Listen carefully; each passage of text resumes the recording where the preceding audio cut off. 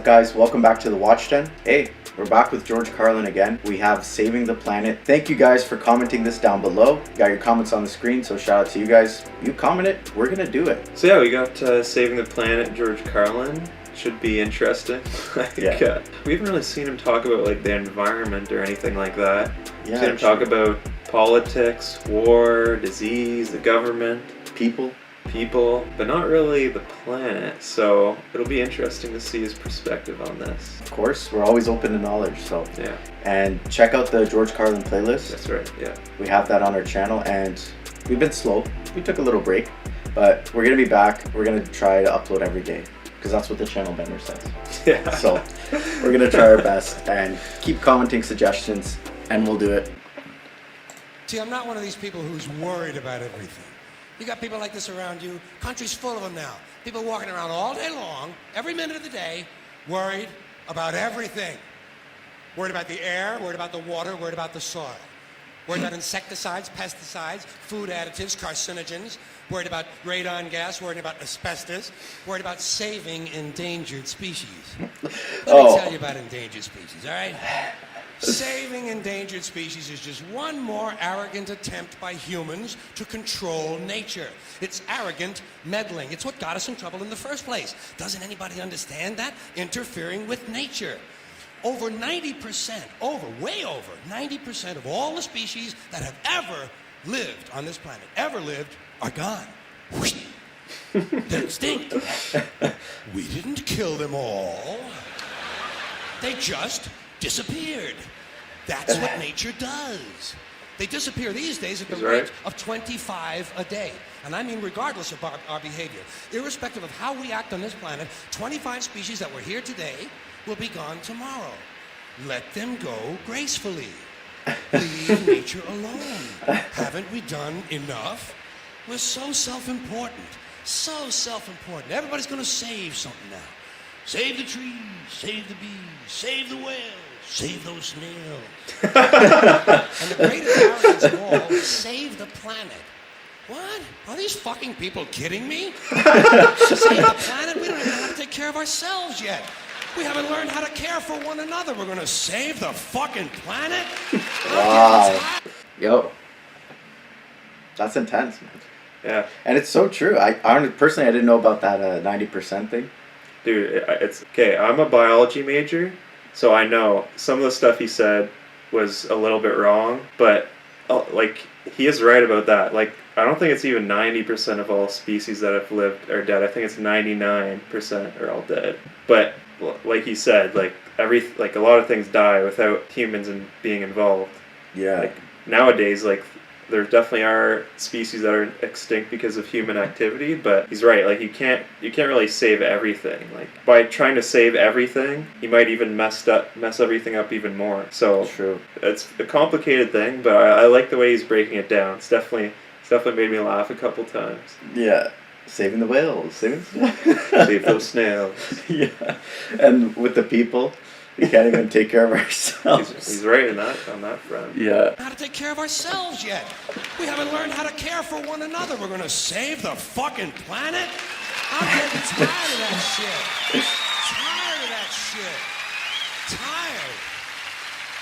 I'm tired of fucking Earth Day. I'm tired of these self-righteous environmentalists, these white bourgeois liberals who think the only thing wrong with this country is there aren't enough bicycle paths. People trying to make the world safe for their Volvos. Besides, environmentalists don't give a shit about the planet. They don't care about the planet. Not in the abstract, they don't.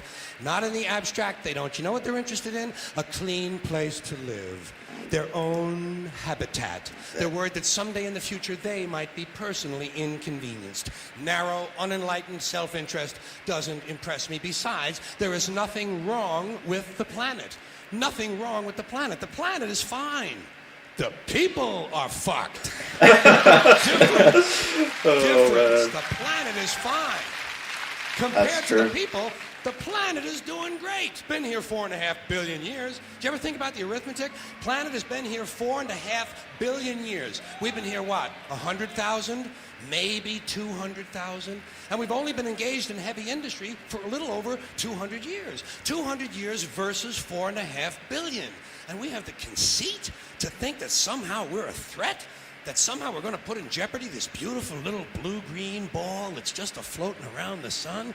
The planet has been through a lot worse than us. Been through all kinds of things worse than us. Been through earthquakes, volcanoes, plate tectonics, continental drift, solar flares, sunspots, magnetic storms, the magnetic reversal of the poles, hundreds of thousands of years of bombardment by comets and asteroids and meteors, worldwide floods, tidal waves, worldwide fires, erosion, cosmic rays, recurring ice ages, and we Oh my think gosh. some plastic bags, some aluminum cans Damn. are going to make a difference. The planet. Dude, he's so right. Like when people say save the planet, like the Earth is gonna be here for forever, pretty much. Even if it gets hit with like a huge asteroid or something, like it'll live on, and something else will rise up. But yeah, the humans would be screwed probably. But yeah, no, he's breaking it down in definitely a unique way. Like, speaking facts, a plastic. Plastic. Oh my gosh. Are going to make a difference? The planet.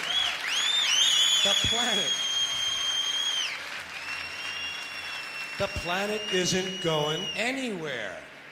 We are. We're going away. Pack your shit, folks. Going away. And we won't leave much of a trace either. Thank God for that. Maybe a little styrofoam. Maybe. Little styrofoam. Planet will be here and we'll be long gone. Just another failed mutation. Just another closed-end biological mistake. An evolutionary cul-de-sac. The planet will shake us off like a bad case of fleas. A surface nuisance. You want to know how the planet's What the hell was that? Ask those people at Pompeii who are frozen into position. Oh From man. volcanic ash. How the planet's doing. Want to know if the planet's all right? Ask those people in Mexico City or Armenia or 100 other places buried under thousands of tons of earthquake rubble if they feel like a threat to the planet this week. How about those people in Kilauea, Hawaii who build their homes right next to an active volcano and then wonder why they have lava in the living room? The living room. The planet will be here for a long, long, long time after we're gone, and it will heal itself, it will cleanse itself, because that's what it does. It's a self-correcting system. The air and the water will recover, the earth will be renewed, and if it's true that plastic is not degradable, well, the planet will simply incorporate plastic into a new paradigm, the earth plus plastic. The earth doesn't share our prejudice towards plastic. Plastic came out of the earth. The earth probably sees plastic as just another one of its children. Could be the only reason the earth allowed us to be spawned from it in the first place. It wanted plastic for itself. Didn't know how to make it. Needed us. Could be the answer to our age-old philosophical question, why are we here? Plastic. Assholes. So, the plastic is here, our job is done, we can be phased out now, and I think that's really started already, don't you? I mean, to be fair, the planet probably sees us as a mild threat, something to be dealt with, and I'm sure the planet will defend itself in the manner of a large organism, like a beehive or an ant colony can muster a defense. I'm sure the planet will think of something. What would you do if you were the planet trying to defend against this pesky, troublesome species? Let's see, what might... viruses. Viruses might be good. They seem vulnerable to viruses. And viruses are tricky, always mutating and forming new strains whenever a vaccine is developed. Perhaps this first virus could be... Whoa. I think this is the start of a bit we've already done before. What's the disease one we did called? Germs and immune system. Germs and immune system. But So this must be from the same special.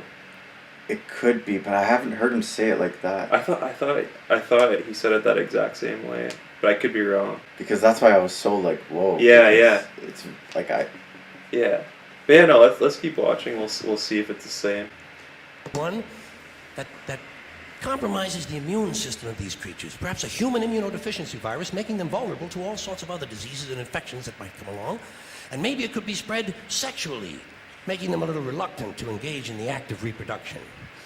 Well, that's a poetic note. Oh, Yeah, that's definitely it. Eh?